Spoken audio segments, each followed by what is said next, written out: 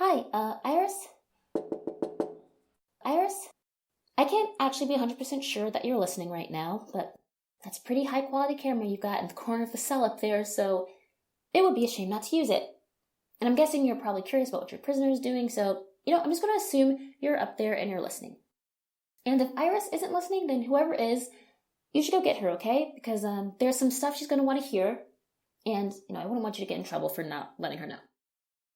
Okay, so you don't know me.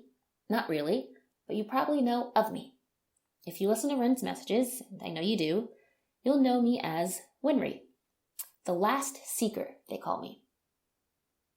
Okay, no one actually calls me that, but still. Maybe we should just start by me telling you what happened just before you captured me and threw me into a splinter holding cell. Yeah, that's a good place to start. So, here we go. This is Spines.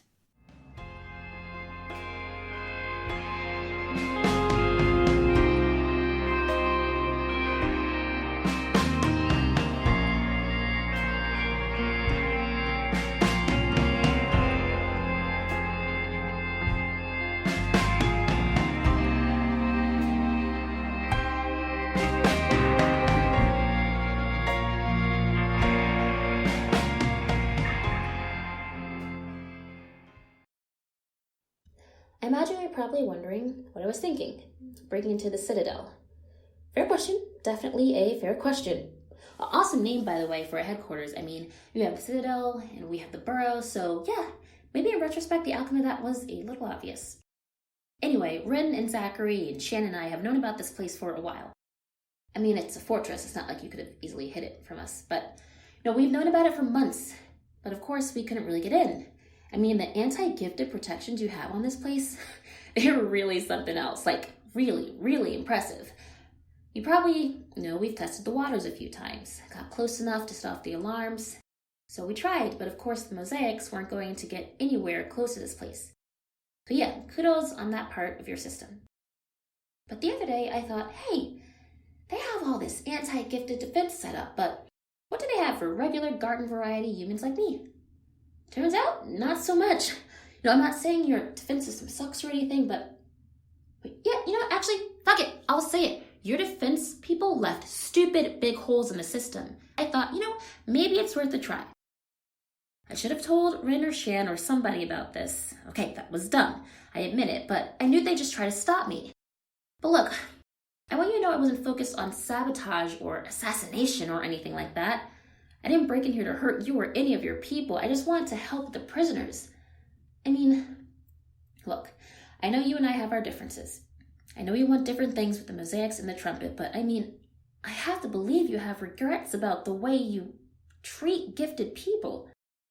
Even if you see it as a means to an end, I don't think you're a monster. I think some of this has to keep you up at night. Or, I don't know, maybe I'm giving you too much credit. But look, you've been with the Splinter a long time. You've gotten used to how this organization works. Maybe you're just too close to it, too close to see what it's actually turned into. So I'm going to tell you the way I saw it, what it looks like through my eyes, because I want to believe you're capable of rethinking this. Anyway, like I said before, your security has holes big enough to drive a truck through. So I made myself up a fake key card and an ID, and I got myself a lab coat. Oh, and a side note about the lab coat thing, I get that it seems all professional and all to have everybody in white lab coats, but come on. It makes it so much easier to blend in. And besides, people in real labs don't even wear lab coats most of the time. I did most of my dissertation research in a Sandman t-shirt, so it makes it seem like you're trying way too hard, okay? Well, sorry, you know what? That part doesn't even make sense. You do you. I don't care. Where was I?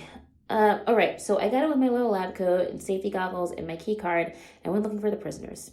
I had a pretty good sense they'd be in this wing based on the architectural plans, but you guys must have done some renovations at some point. The steel doors and vaults definitely weren't part of the original design.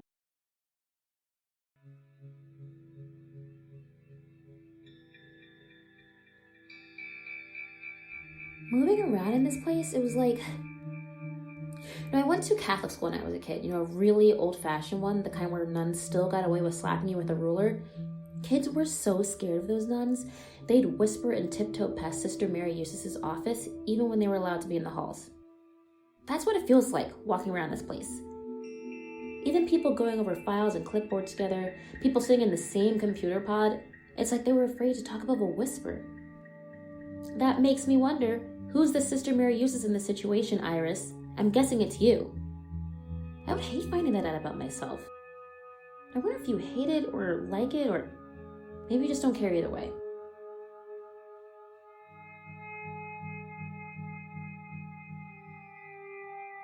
Even after I found the prisoner's wing, it took me a while to get in. My keycard didn't have high enough security clearance, so I had to find a terminal and reroute. Well, I'm sure your security guys figured out how I did it by now.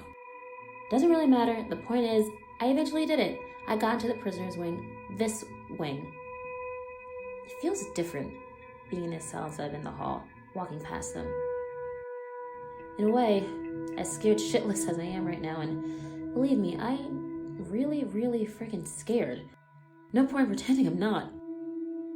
I think looking into the cells from the outside was almost worse. This is the part where I hope and pray that you listen, Iris. Really listen. Listen to what it looks like to someone who isn't used to it. Think about what you've done here. The first was when I recognized Amina Abdullah. We never met, but I cited her file in our database. I've looked at her picture. I've wondered what she thought about her gifts, what she was like, whether or not we get along if I met her in person.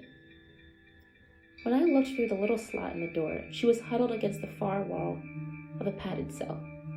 She was almost too drugged to sit upright. Spit dripped down her chin. Her wrists and forearms were bandaged, and she looked thin. No, not thin, emaciated. Amina's a third-grade teacher, Iris. She has a sister and 2 parents, and she swims laps twice a week at the gym. Her gift is one of the most harmless I've ever seen. Hyperacute sense of smell. In the past few years, she's experimented with using that sense of smell to track missing persons, find lost things. Nothing about her could ever be a threat to normals. I don't even think she'd be useful as a mosaic tile. And still, you took this real person and turned her into a drooling husk in a padded cell. What could be worth that, Iris? I sure can't think of anything. Does it feel like you're doing the right thing still, listening to what it looks like through my eyes?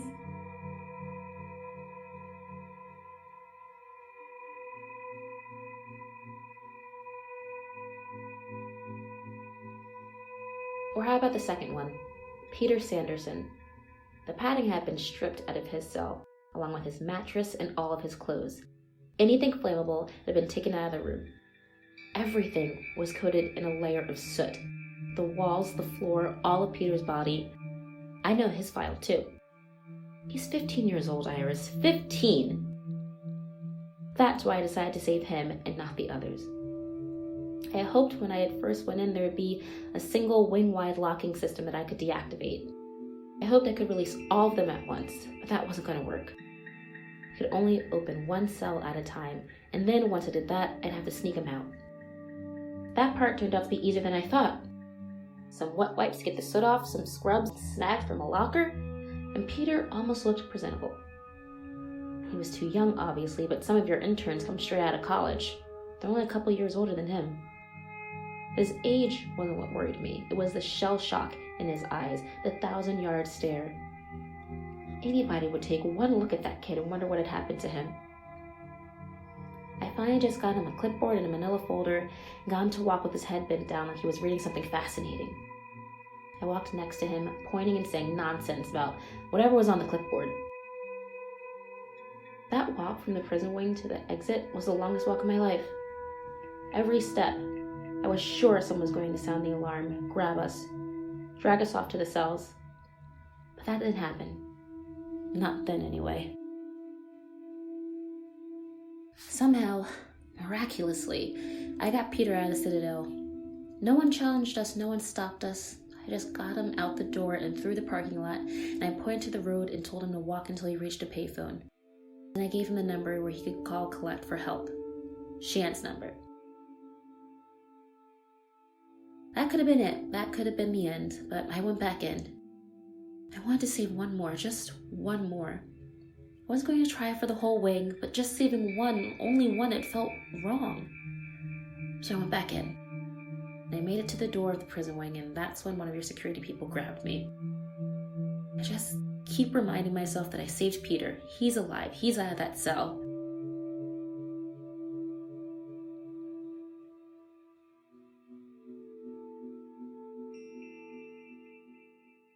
And, okay, you know what? I'm just gonna stop the story there. And Iris, I really hope you're listening because I fudged a lot of the details I just gave you. Or outright fucking lied about some of them if I'm being honest. But what I tell you right now is completely true, I promise. My earpiece just beeped, which is Ren telling me all systems are a go. Yeah, that whole thing about me not telling Ren where I was going, that was a lie. They know exactly where I am. Also, I kind of fibbed about why I came here. I care about the prisoners, I really do, but freeing them wasn't my goal, really. Except for Peter. His mother is an ally of ours, an important one, and we agreed to help her get him out. But that wasn't really the main reason I was here. Getting Peter out of the Citadel was phase 2. Kind of skipped over what I really did right before I went to the prisoner's wing. I skipped over phase 1.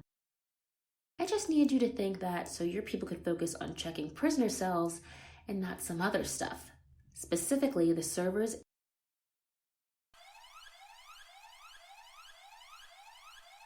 Now that I have your attention, I need you to listen.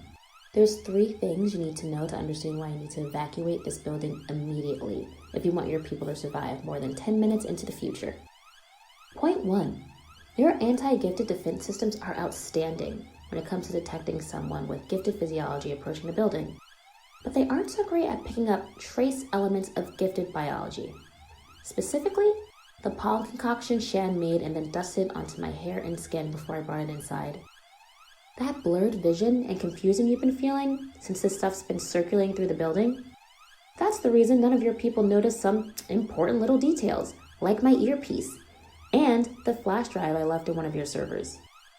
We knew it wasn't going to be enough to get your people to let me go completely, not without setting off a whole shit ton of alarms. But you were definitely suggestible enough to think the flash drive I handed over was the only one I brought in. So, here's the thing. There's no point in trying to undo the damage at this point. Your firewalls were breached for over an hour by now, and all your data is compromised. Okay, moving on to point 2. According to a geological survey, the Citadel rests on a shelf of limestone, and far below that is a system of caverns. In case you're wondering why that's important, and I sure would be, that brings me to point 3. The Citadel's anti-gifted defense system has a reliable range of about 100 yards. But Ren and Zachary's matter and energy manipulation skills are reliable up to a minimum of 300 yards. If you have any halfway smart people back there, then they're already trying to explain to you what that means. But I'll spell it out just in case. Ren's going to pull out the small amounts of water absorbed by the limestone beneath your headquarters. Once there's no water there, any supercooling event will cause remaining calcite to contract, causing this entire part of the surface to fall into a sinkhole. So you should really get your people out of here right away. Zachary wasn't a big fan of warning you about this, by the way, and I don't think Ren was either. They were in favor of just ending you right here and now, and that's what they think is happening. This is a present from me. Because I meant what I said earlier, Iris. I want to believe you have humanity I can reach. I want to believe you can change. Ren and Zachary and even Shan, I just want you dead. But I'd rather save someone if I can. And in case you're wondering whether they're okay with letting me and all your gifted prisoners go down with the ship, well, if I did my calculations correctly, and I really, really hope I did, then the collapse should shear off the northern half of the building and leave the southern half, where all the cells are, intact. We should be just fine. Pretty much. I'm pretty sure.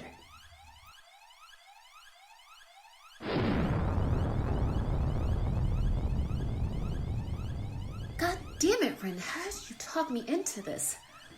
I mean, okay, it might have been my idea, but Jesus, why didn't you tell me how dumb it was? Oh, God.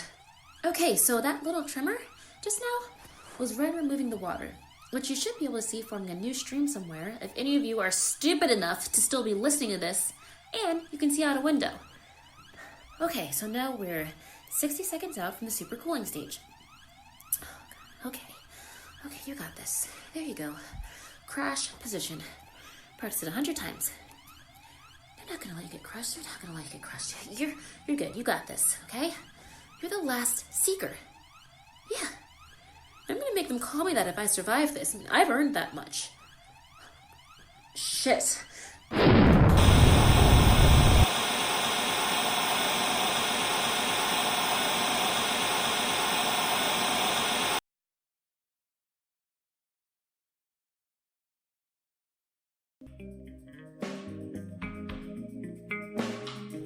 Spines is a production of Zoom Doom Stories. It's narrated by Ren Jones, written by Jamie Killen, website and logos by Benjamin Pond, produced by Jamie Killen and Benjamin Pond. You can support Spines by visiting patreon.com/Spines Podcast and by subscribing and leaving a review on iTunes. Spines is a member of Fatecrafters Studios. Find more great shows at fatecrafters.com. This week we recommend Subject Found. Sometimes our monsters don't remain in the past. Sometimes that which we think is just a story, or legend, or even lore, ends up being very, very real.